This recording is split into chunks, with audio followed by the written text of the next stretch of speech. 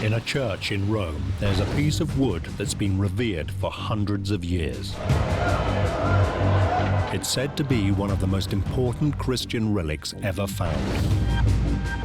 Those who believe in it say it's a piece of the true cross, the cross Christ was crucified on. For Christianity, it's a very important relic because it was hanging on the cross of Christ. It is an authentic relic of the true cross. But is this piece of wood really part of Christ's cross? Is there any hard evidence to back the claim, or is it a fantasy? The idea that all of this is necessarily ridiculous and medieval superstition and so on is something we should just suspend judgment on. This is the story of one man's attempt to prove that the relic in Rome really is an authentic piece of the cross of Christ.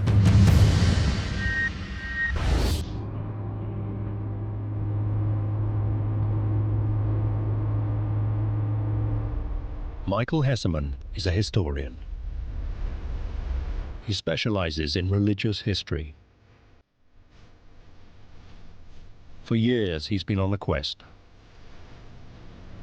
He wants to prove the authenticity of a piece of wood he believes is part of the original cross on which Christ was crucified. The so-called true cross.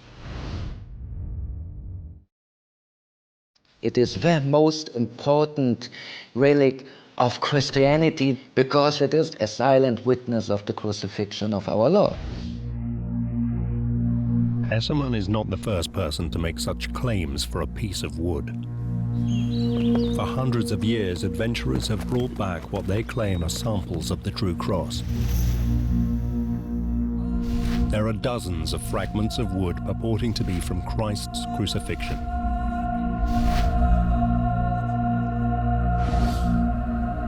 But Hesseman believes his relic is very different from all the rest.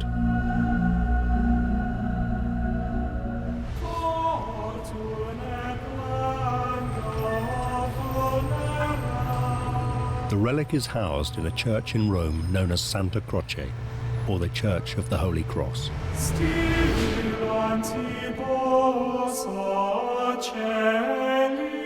It's called the Titulus Crucis, literally the title of the cross. It's a fragment of a larger piece of wood, which, according to the Bible, was placed above the head of Christ as he hung on the cross.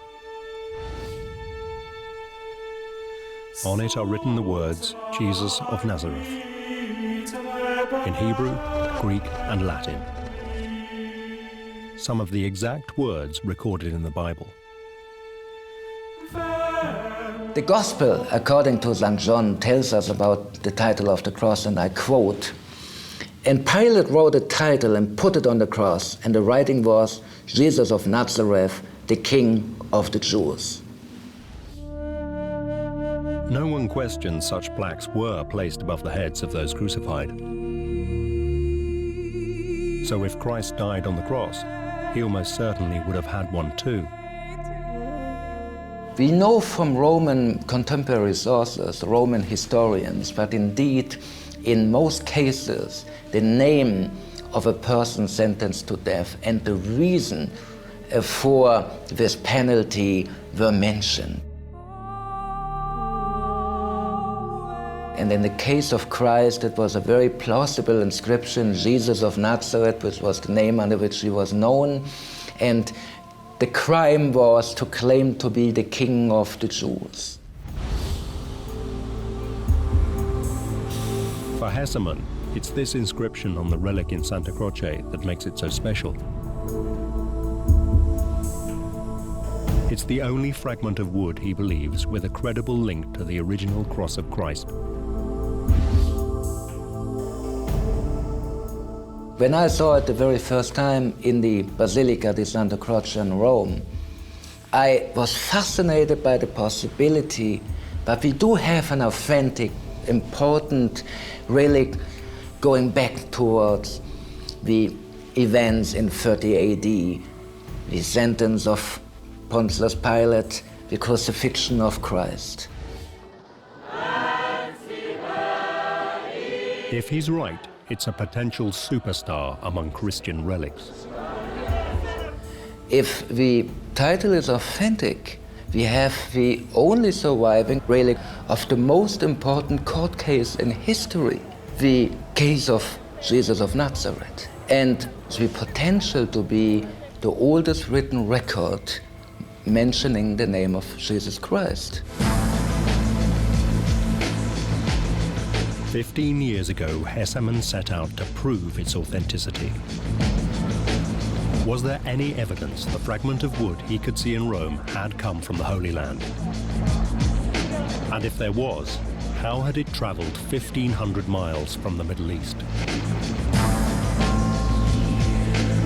The quest for answers would take Hesemann on a long and confusing journey.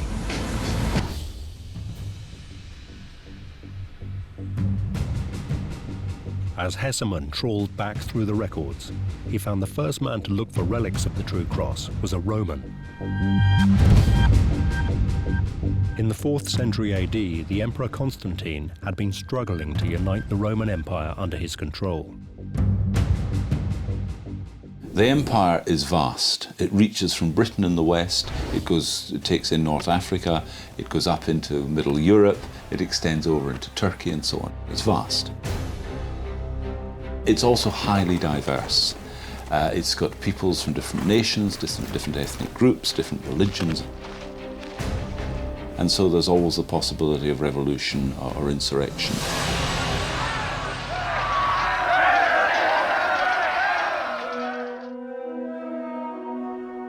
What Constantine needed was a unifying belief system that would pull the empire together.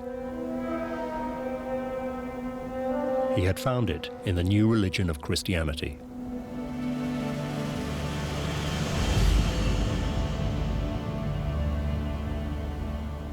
It's pretty clear that he's seen in Christianity the possibility of a uniting force, something that can give the empire, across its full range, a common identity. But to give the new religion popular appeal, Constantine needed symbols. One answer was relics, physical objects that could be traced back to Christ himself. For Hesemann, Constantine's search was an obvious place to start his quest. Was there any record that in his hunt for relics all those years ago, Constantine had found the true cross? The trail was nearly 2,000 years old. Hesemann's research led him to the work of a man in Sweden.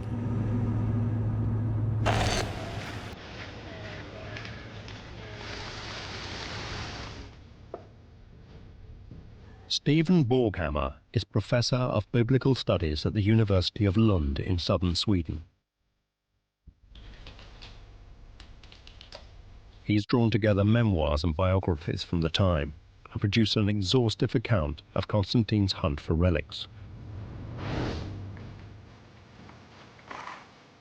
They tell how the Roman Emperor's 70-year-old mother, Empress Helena, was sent to find the true cross. By some accounts, Constantine sends Helena off to look for holy places, for relics of Christ's birth, passion, resurrection, ascension into heaven. By other accounts, it is Helena's own initiative. Whichever version is true, in AD 325, Helena set off on a major expedition.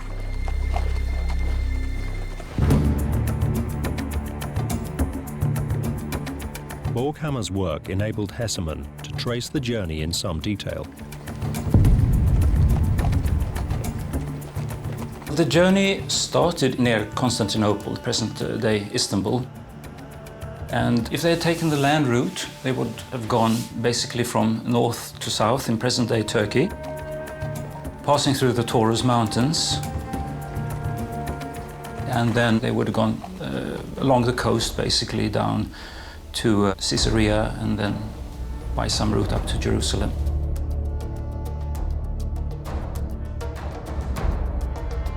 It was a journey of over 700 miles.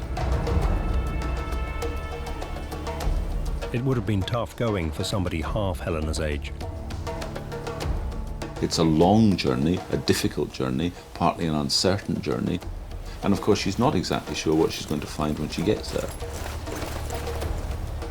So I think we must assume that whatever else may be the case, she's a pretty impressive figure. Helena's journey in pursuit of relics would be celebrated in paintings and murals. It took her several months.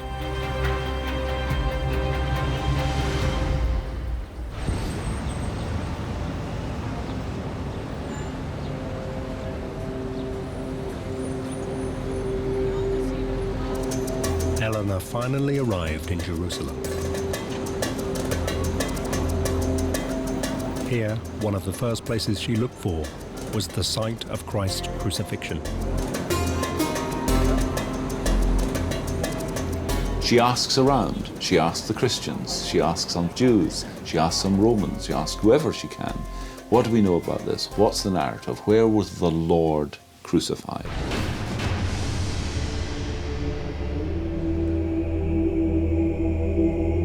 She soon learned Christians were already venerating the symbol of Christ's crucifixion, the cross. From early Christianity onwards, we find traces of the veneration of the cross. We find crosses inscribed on Christian ossuaries in Jerusalem. We found indications that the cross was a sacred symbol of Christianity from the very beginning. But were there any physical remains of the original true cross? According to popular legend, Helena soon found a man who appeared to know where fragments were buried. But he wouldn't tell.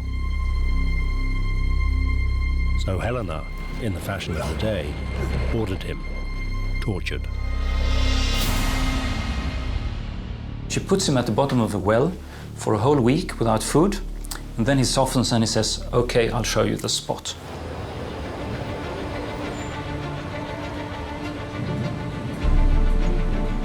He took her to what was believed to be the site of the crucifixion.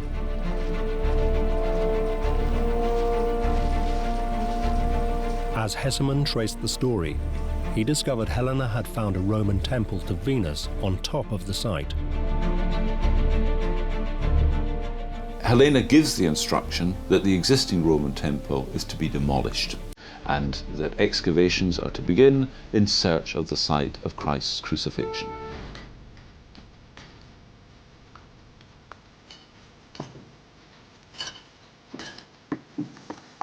So she digs down and she finds a cistern, an area that was part of the water system but long ago dried up.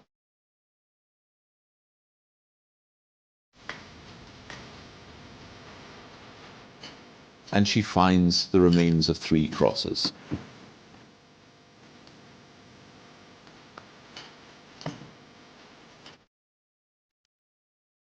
Three crosses, identical to the account in the Bible which relates that Christ was crucified alongside 2 thieves.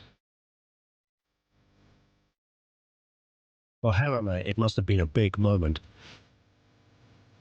but also a puzzling one.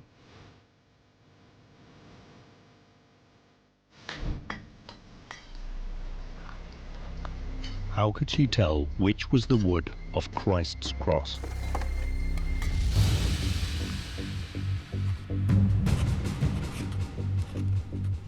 Digging through records, Hesseman found the answer in an account written at the time. It came from a man known as Ambrose of Milan. Ambrose of Milan was one of the most highly regarded bishops in the Christian world, in the Mediterranean world, in his lifetime. Ambrose records that Helena had found among the pieces of wood a vital clue.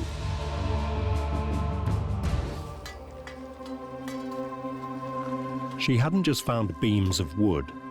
Attached to one cross was the Titulus Crucis, the piece of wood said to have hung above Christ's head. The account in Ambrose is fairly detailed, telling the whole story of Helena finding the cross and mentioning also that the Titulus was found together with it.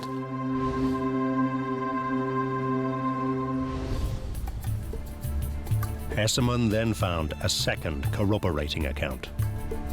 More or less at the same time as Ambrose, a church father called John Chrysostom, who was the bishop of Antioch, mentions this event. He says that the authenticity of the cross was proved because the Titulus was still attached to it, it was sticking to it. This is what Hesemann was looking for. Here was clear evidence that Helena had found the original true cross. And the proof was she'd also found the Titulus Crucis, the piece of wood Hesemann could see in the church in Rome. As a historian working with the original sources, I have no doubt at all that the finding of the true cross under St. Helena in Jerusalem in 325 AD was a historical fact. Indeed, the Titulus helped her to be sure that these pieces of wood found were indeed remains and relics of the crucifixion of Christ and not just of any other crucifixion.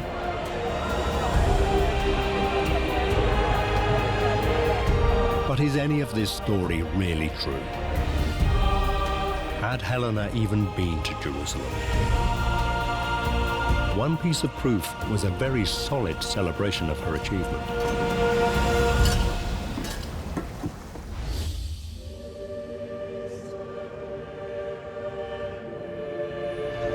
To mark the site of her success in finding the true cross, she built a church.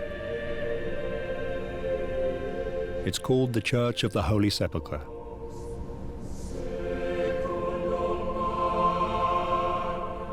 Today, it's one of Jerusalem's most visited and important holy places.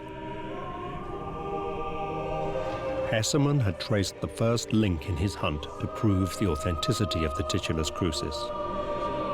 He'd found strong evidence for its discovery. The next task was to find the link between Helena's discovery and the fragment of wood in Rome, over 1,000 miles away.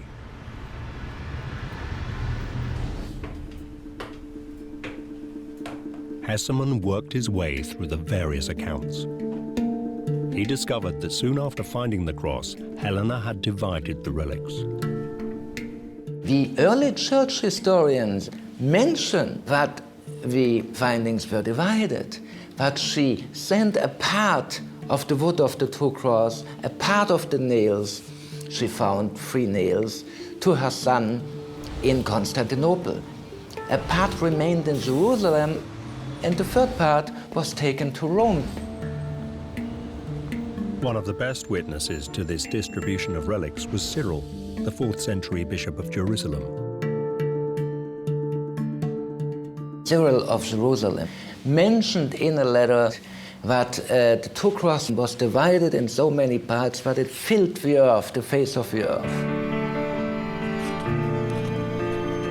Hesemann found 4th and 5th century records of the true cross reaching Gaul, North Africa, Asia Minor, and Syria. And he also found something that would prove critical to his quest.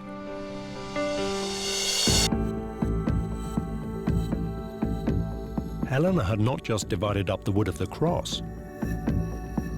She'd also cut up the Titulus Crucis itself, simply chopped it into several pieces. Exactly how many bits remains uncertain. But there's a good account of what became of at least one piece in Jerusalem. Some 60 years after Helena's triumph, it was seen by a Spanish pilgrim. She was called Egeria. She tells how on one particular day there was a celebratory event in which a box was produced. The Bishop of Jerusalem, assisted by some presbyters, or we might now think of kind of priest figures, attended this. The box was open, and revealed within it were parts of the cross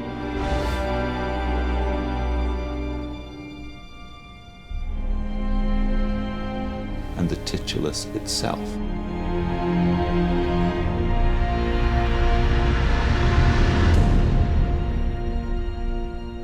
Egeria says she has seen it, and she is, generally speaking, a good witness to things and persons and events. She seems to be very reliable.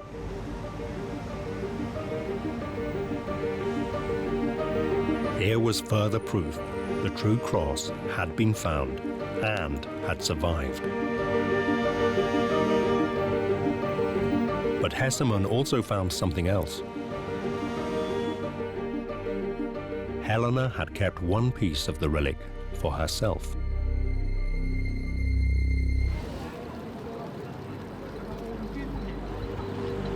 Hesemann now made another crucial link in the story.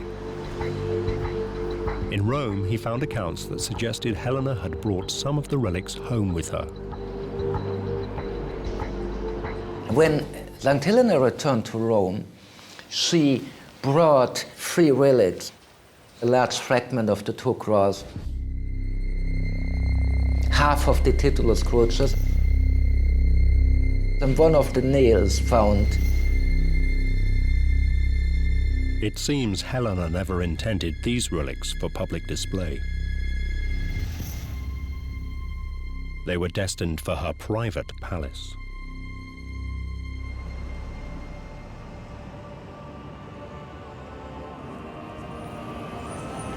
In the second half of the 4th century AD, Helena died. Her sarcophagus is in St. Peter's in Rome. It's decorated with highlights from her life. She was canonized and is often depicted with a cross. Hesemann had completed the next link in his quest. He had traced the Titulus from Jerusalem to Rome. But at this point, the trail gets murky. What had become of the relic after Helena's death?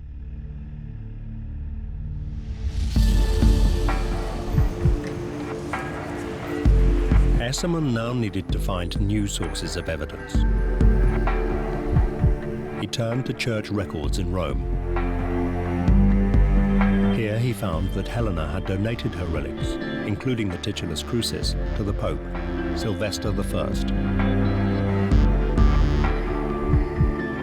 When St. Helena died, she passed on in her testament her palace with everything which was in it, including her private chapel and the relics. Several years after her death, the Pope built a new church on top of her palace. He called it the Church of Santa Croce, or the Holy Cross. If you go to Rome, you can still see the walls of the Roman palace incorporated into the basilica. But as Hesemann searched further, the records were tantalizingly vague.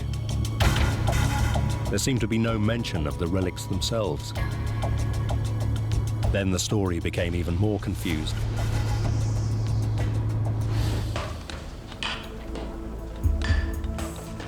Reading through church records, Hesemann found that 800 years after Helena's death, in the 12th century, the Church of Santa Croce had undergone extensive restoration.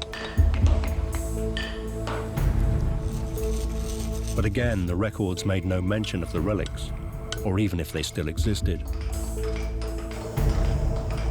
The trail seemed to have gone completely cold. But then there was a breakthrough. Checking church archives, Hessemann came across an account dating from 1492 of repair work on the ceiling of Santa Croce. In the part which originally was the chapel, the private chapel of Santa Helena, they removed the mosaics which were falling down and found a brick with an inscription, Titulus Crucis.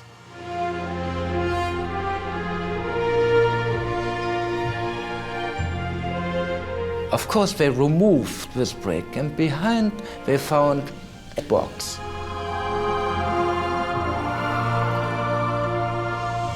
They removed it, they found a seal of a cardinal from the 12th century, from 1144.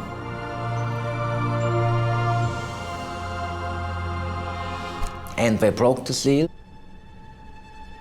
They opened it and they found the piece of wood with the inscription in 3 languages, Jesus of Nazareth. The fragment of the Titulus Crucis, the fragment of the inscription of the cross. It was an extraordinary discovery. The first confirmed sighting of the Titulus Crucis for over 1,000 years.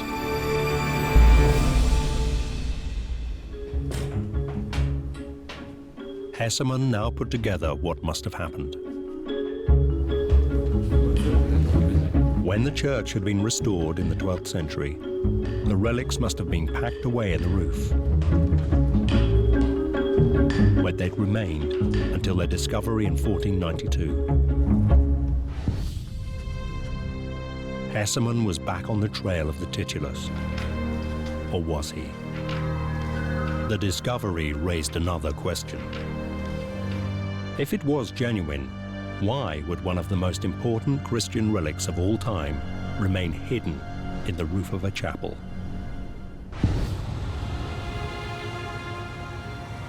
Hessemann puzzled over what might have happened at Santa Croce. Finally, he came up with an answer.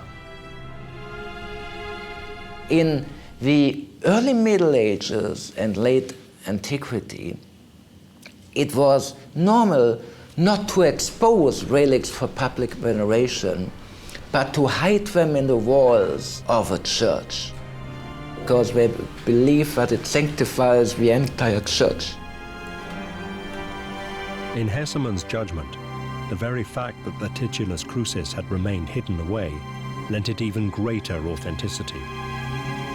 Who is creating a complicated fake to hide it in a wall? Not to expose it, not to show it, not to tell people, look what we have, to attract pilgrims during the holy years in Rome. Not to collect donations from the pilgrims, not to expose it for public veneration, but to hide it in a wall. This doesn't make sense at all to me. Whatever the truth, Hessemann found that in 1492, the church authorities put the Titulus Crucis on public display, where it's remained ever since.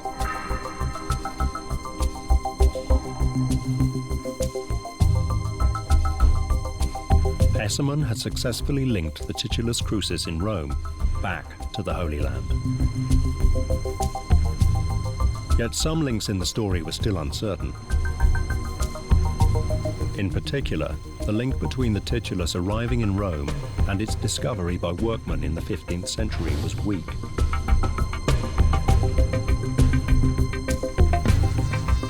What he needed was definitive evidence that would link the relic in Rome with Helena's discovery of it, 1,200 years earlier.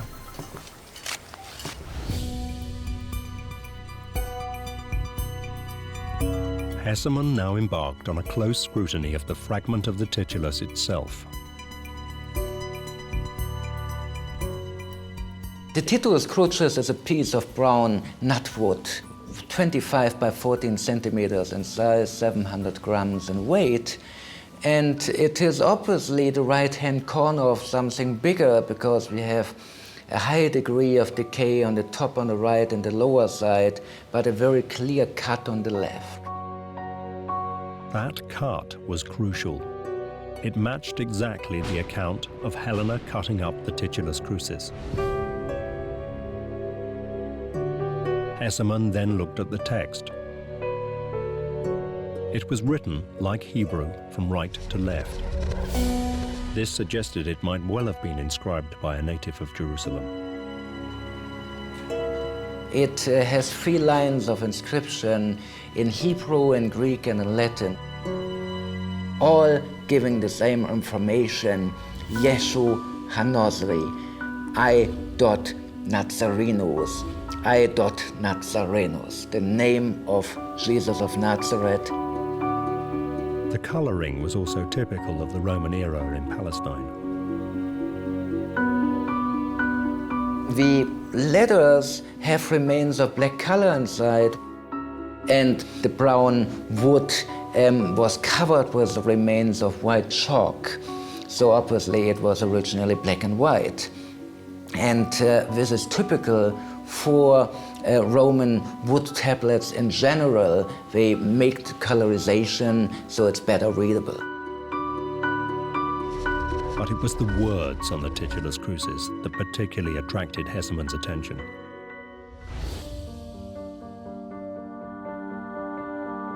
There are 2 biblical accounts of the words on the Titulus. The first comes from the Gospel of Luke. He says the order was Greek on top, then Latin, then Hebrew. The second account comes from the Gospel of John. He reports the order as Hebrew first, then Latin, then Greek. But the order on the actual Titulus is different from both. It goes Hebrew, then Greek, then Latin. This was the first puzzle. More puzzling still, there were variations in the spelling of the word Nazareth. In all Latin translations of the Gospel according to John, it is written Nazarenus, but here on the Titulus it is written Nazarenus, with an I instead of an E. For Hesselmann, these errors were highly significant. No forger would ever make spelling mistakes in a forgery. They led him to conclude they were vital clues that proved the authenticity of the Titulus Crucis. There are too many freedoms, there are too many differences from the information we have in the Gospel. No forger would take the freedom to change the spelling, to change the order, even to write from right to left. This all indicates that it was a spontaneous creation and not an elaborated fake. And that's why I believe it was indeed the original inscription of the cross of Jesus of Nazareth.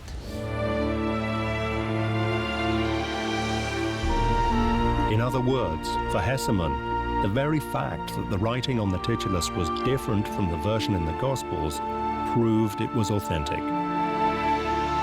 A forger would never make such basic mistakes.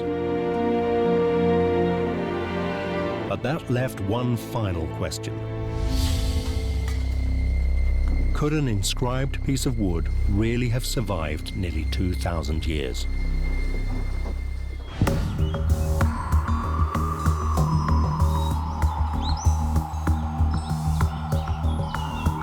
The answer came, unexpectedly, from Roman remains in Britain, Hadrian's Wall.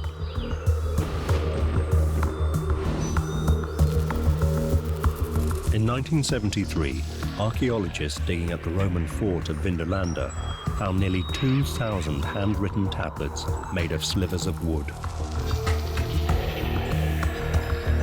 They dated from the time of Christ. They had been beautifully preserved in waterlogged soil where there was almost no oxygen present.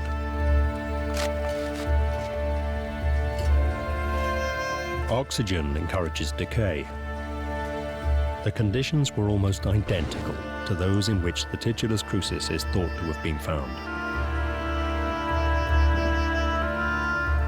You can ask, if a piece of wood can survive 2,000 years? And the answer is, of course. Especially if the tradition is true, that the remains, that the 3 crosses were found in an old cistern. Hesselmann now had at least 5 clues that, in his judgment, pointed to the Titulus being authentic. First, the evidence from Ambrose, the Bishop of Milan, appeared to confirm Helena had dug up the Titulus Crucis in Jerusalem.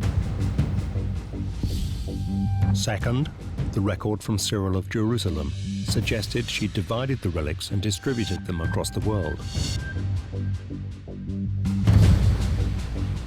Third, the fact that it had been hidden during the Middle Ages suggested it was the real thing. Why hide a fake? 4. Variations between the wording on the actual Titulus and the accounts in the Gospels again pointed to its authenticity. No forger would risk such blatant errors.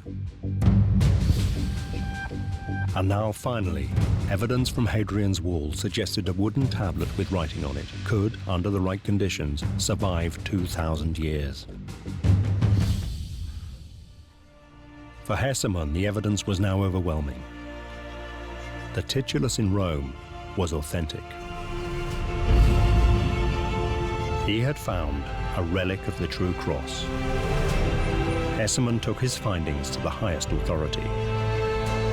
I found it a relevant discovery for the Christian faith, and that's why I presented it to Pope John Paul II.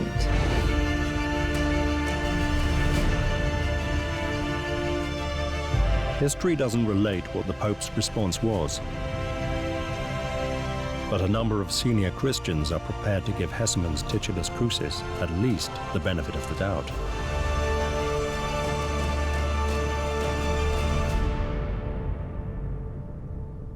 If we ask ourselves the question, what relics might have survived from the crucifixion, it's in fact highly likely that among those would have been this title that was put upon the cross.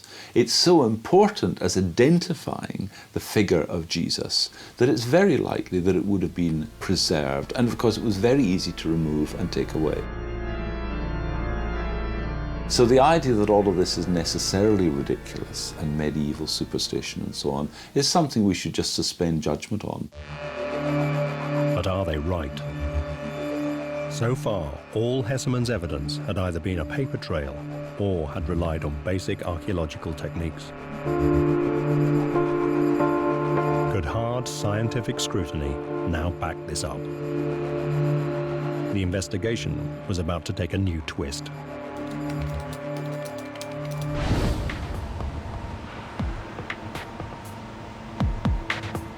In 2002, a laboratory at the University of Rome conducted radiocarbon dating tests on the Titulus Crucis. If it was authentic, it should date from around 30 AD. They took 6 samples from the back of the Titulus Crucis. You do a level of pre-treatment that should get rid of any contaminant carbon from the sample. After this decontamination, the tiny pieces of wood were analyzed for their radiocarbon-14 content to discover their age.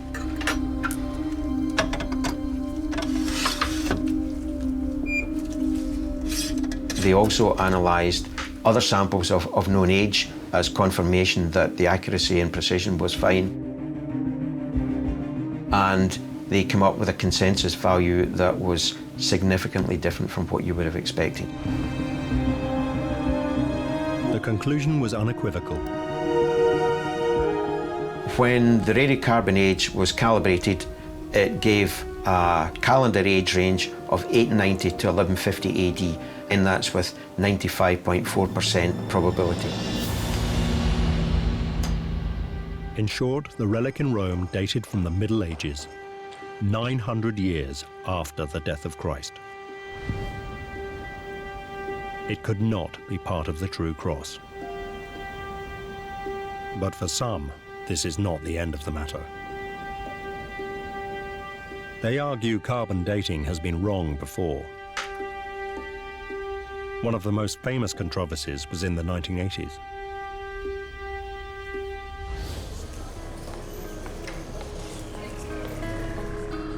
In 1988, samples of the Turin shroud were tested for their age. The shroud is a piece of fabric bearing an apparently 3D image of a Christ-like human face. Legend says the cloth was placed over the face of Jesus after his crucifixion and miraculously picked up his image. When samples of the shroud were sent to 3 different laboratories for radiocarbon dating, the results suggested it was a medieval fake. The results were comparable between the 3 laboratories and gave an age range of 1260 to 1390 AD with a 95.4% probability that the true age lies within that span. Now that's not to say that the other 5% is way out of that span. Yet a number of people, few of them scientists, have challenged the finding. They believe there were fundamental problems with the sample. It was contaminated. The shroud has a vast history. People have gotten their fingers all over it. Artists have copied it. There's been paint dropped on it. It's been in countless numbers of chapels and so on, with all that atmosphere there. It's been through a fire, at least one we know of, and doused with water. The fire was so hot that it melted the metal casket that the shroud was in. So all of these are tremendous contaminants. They argue that problems like these have discredited carbon-14 testing, certainly in the case of the shroud. Carbon-14 is certainly valid and a good procedure along with other procedures, but it certainly also can be wrong, as in this case, in my opinion. It was botched. Most scientists dispute this challenge. But similar arguments about contamination are now raging around the Titulus Crucis. For Hessemann, the carbon dating results are simply not credible. When I learned about the result of the carbon dating, claiming to be a forgery from the Middle Ages, it was clear for me that it has to be wrong. We know that carbon dating is only reliable in 75% of the cases, but there's a 25% margin of factors which cannot be controlled, factors of contamination and conditions we do not know. In particular, Hessemann believes there will have been carbon contamination from candles and human breath. These more recent carbon deposits would, he argues, have built up, impregnating the ancient wood. That in turn could have led to a false reading in the carbon dating tests. But Gordon Cook, a recognized expert in carbon dating, profoundly disagrees. The idea that 25% of all radiocarbon tests are wrong is quite preposterous. You could argue that the smoke from the candles could have embedded itself in the wood, but in the pre-treatment that was undertaken should have removed virtually all of that. Yet Hessemann has now dismissed all carbon dating tests of the Titulus Crucis. He believes he's found a much more reliable alternative form of dating.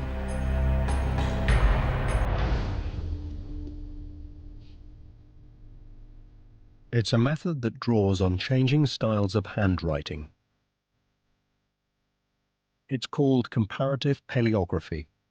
This method is accepted in history because people changed the way of writing during the ages.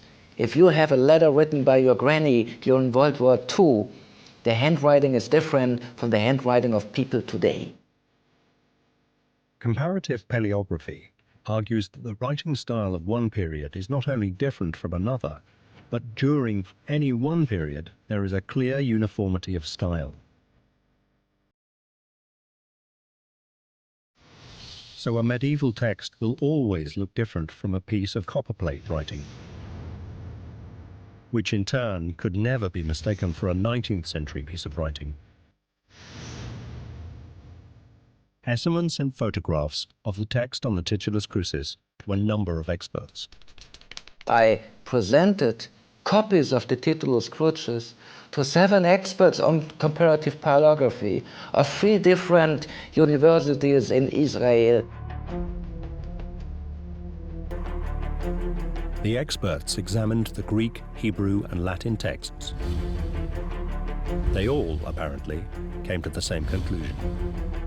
All of them, experts on Latin, Greek, and Hebrew paleography in the Holy Land, scholars who worked with the Dead Sea Scrolls, dated it into the 1st century, the time of Christ. But is comparative paleography really more reliable than carbon dating?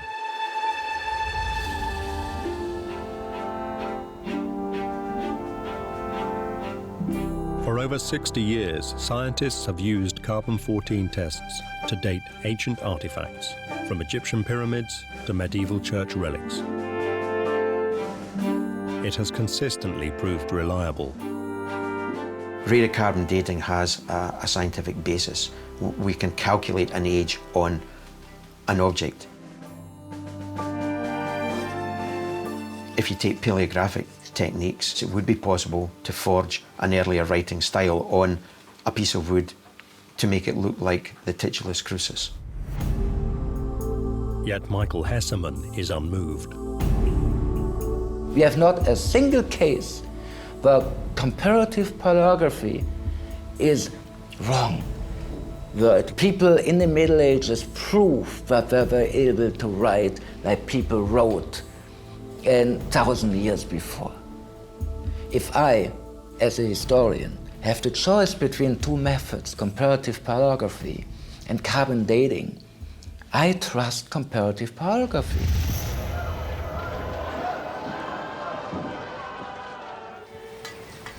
There, for now, the matter rests.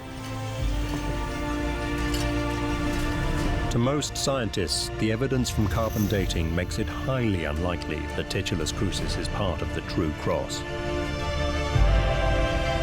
But that won't stop some people believing in it. To many Christians, the idea that Christ's cross has survived is just too powerful an idea.